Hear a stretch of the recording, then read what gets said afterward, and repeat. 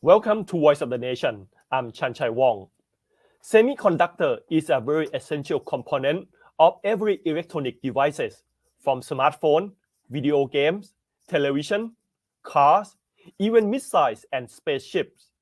It is also important that a producer of these semiconductors or chip could control the world economy because we are so dependent on it.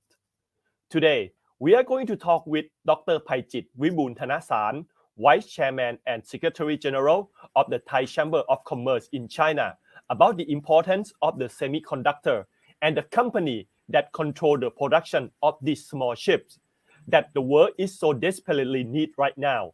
Welcome Dr. Phaichit to our program. สวัสดีครับ Dr. สวัส Phaichit. ดีครับ สวัสดีครับ Okay, thank Glad you to very be much back for to the program once again. Okay, thank you very much. So, would it be too much to say that the company that control the production of this semiconductor is the company that control the world economy, at least the economy of the electronic devices? Well, I would say to make it proper, I think the country instead of the company who control the semiconductor industries, could have very high bargaining powers, on the world economies. As Kun Yanchai just mentioned earlier, I think everything around us right now are digitalized. So it's highly depend on semiconductors, and the contents, on the products that we're using, in terms of electrical appliance, have a higher number of semiconductors these days. You look at let's say automobile, like traditional automobile that use the fuel, maybe could use about 1,000 chips, right? But now we are moving toward EV car, electronic vehicle, right? It's double, the demand of those chips, per car. This kind of phenomenon, I think, will lead to a higher demand of the semiconductors, throughout the world. Okay, and now, what companies are the major producer of these semiconductors, and where are they from? If we look at the major producer these days, of course, people are mentioning like TSMC, Taiwanese semiconductor manufacturing companies, who are from Chinese Taipei. People mention about Intel, AMD, Samsung. So if you look at these producers, they are from, I would say, 4 major areas these days: the US, right? Of course, the European, Japan, and South Korea, as well as the Taiwanese, who are maybe part of China, in terms of political issues. Okay, but there are not so many companies that produce these semiconductors, right? Only a few. Right. The semiconductors, I would say, is highly mass production industries.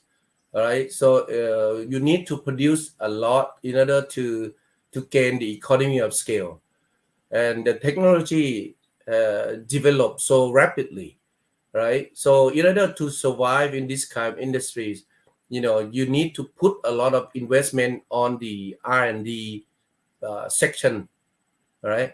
And it's highly complicated in terms of the intertwining of the each part from, say, from upstream all the way to downstream. So this kind of phenomenon, I think, incidents make it like only quite a number of companies, in the world these days. Only a few companies that are capable of such a technology, and that's right. And right now, Taiwanese TSMC is the number one of the semiconductor producer, right? Right. What company is number 2? I would say Intel still number two, but Okay. as you have seen that China, especially mainland China, recently, have I would say subsidized and try to promote semiconductors themselves herself. You look at Made in China 2025, as the major policy to bring up the industry. Semiconductor industries is one of them. Okay, Okay. so I would say in the past 6-7 years, the semiconductor industry in China has grown tremendously. You probably have heard about the company like SMIC, Shanghai Okay. Manufacturing Industries, Semiconductors Manufacturing Industries Corporation, which is the largest one in China. And many people, analysts did mention that within 10 years, SMIC will become number one in the world in terms of production capacities. Okay. So right now they are developing their manufacturing processes to catch up with the Taiwanese company. And right now, I would like to ask you that how is the global semiconductor shortage problem? Because we have this problem since the end of last year, and now we are moving toward the end of 2022. So is the situation getting better? There are a number of reasons, but I think the two main reasons that we are confronting are the first of all, the COVID-19. Everybody realized that. Yes. And then earlier this year, the Russian-Ukraine conflict also affect, the production of the semiconductor industries, in many areas.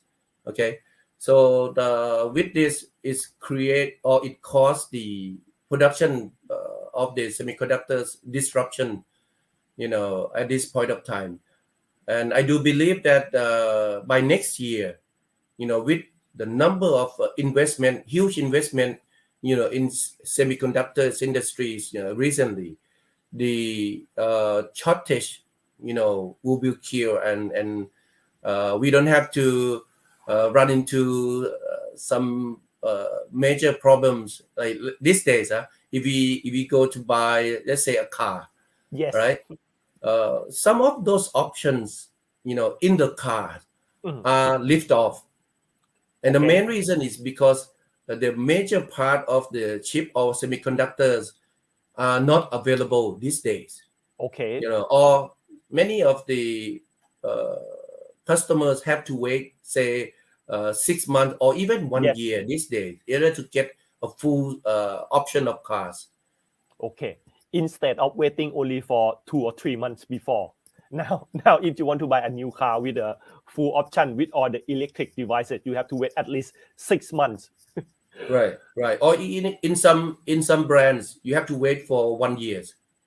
Okay, and that's happened to Japanese car, European cars, Chinese car, every brand around the world. They have these problems.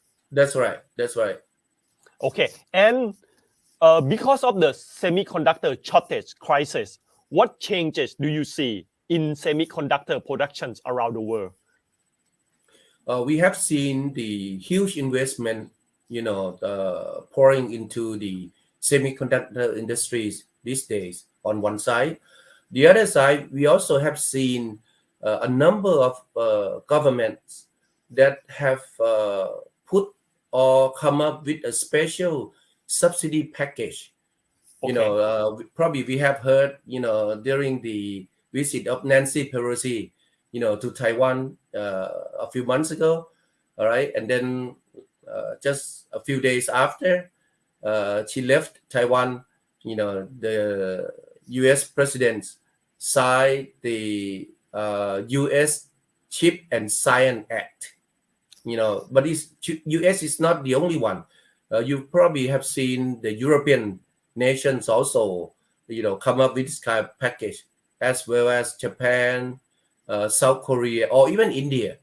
They also probably see the opportunities in, the boosting this kind of economy industries, So they pump the money in order to draw the investment from abroad.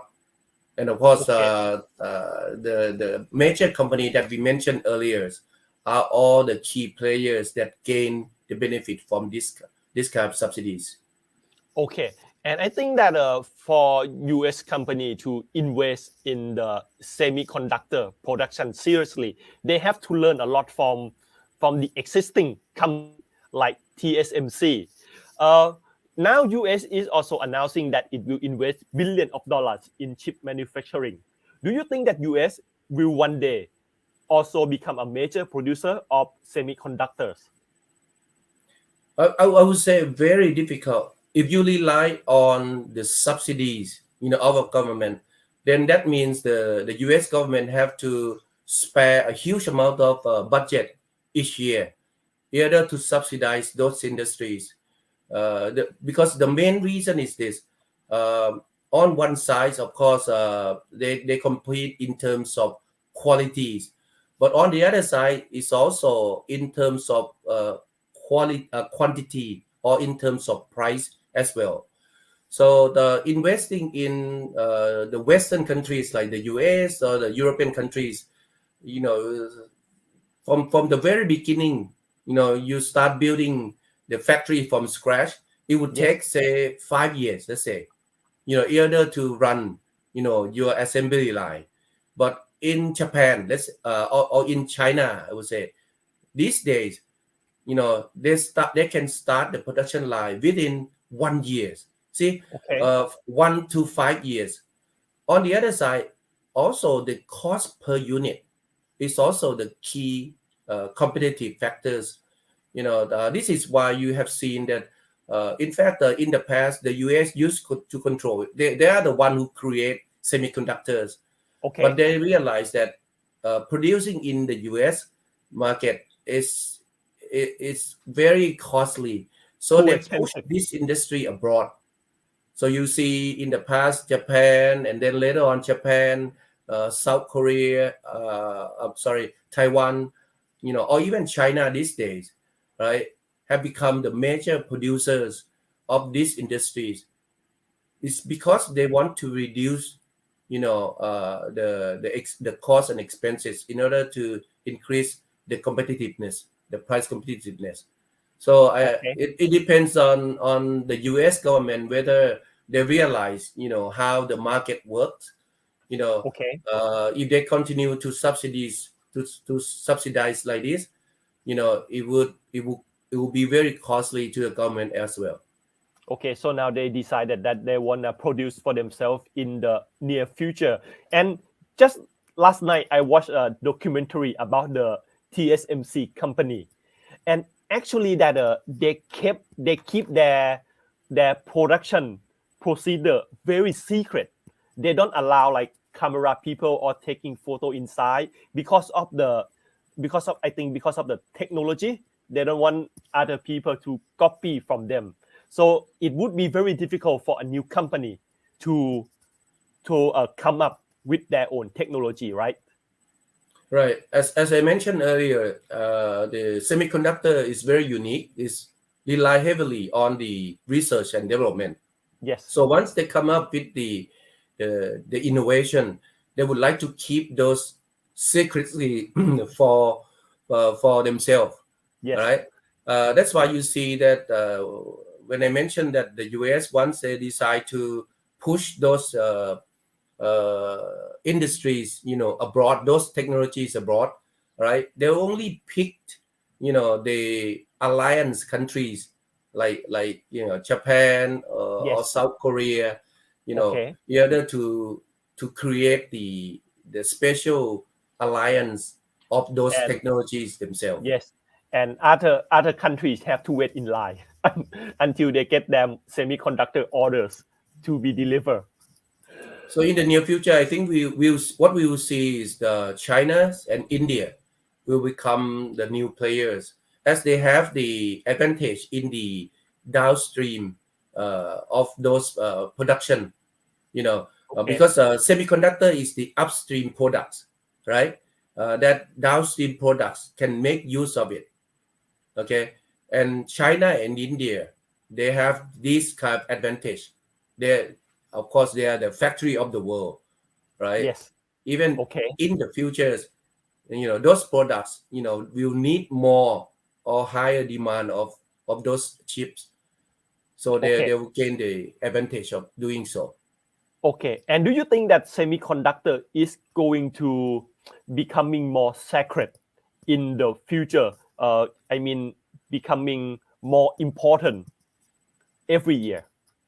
Yes, it will be becoming more and more important. I think I agree, but I would say that, as I said, the technology will change, so rapidly. So maybe by the year 2030, the semiconductors will come up with the new materials. Sometimes they call silicon carbide, right? Okay. The silicon plus carbon, that is more effective, use less energies, and of course will be Okay. Like produced at faster. a lower cost. Another one is the quantum computing. If quantum computing come up, then the speed will be very fast.